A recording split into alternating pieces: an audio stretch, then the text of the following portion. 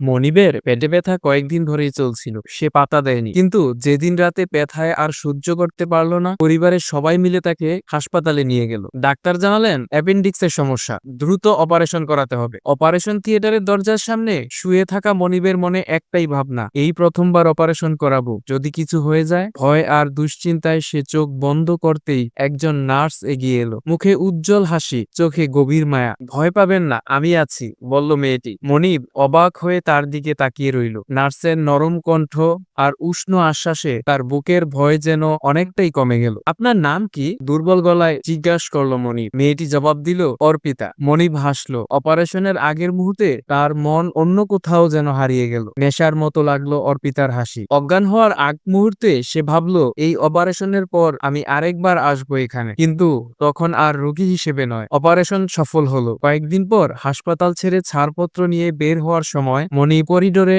দাঁড়িয়ে কাউকে খুঁজছিল। হঠাৎ পেছন থেকে পরিচিত কণ্ঠ শুনলো, কেমন আছেন? মনিব ঘুরে দাঁড়িয়ে দেখলো অর্পিতা দাঁড়িয়ে আছে, তার সেই চিরচেনা হাসি। মনিব মনে মনে ভাবলো, শুধু অ্যাপেন্ডিক্স নয়, আমার হৃদয়টাও রেখে গেলাম এই হাসপাতালে।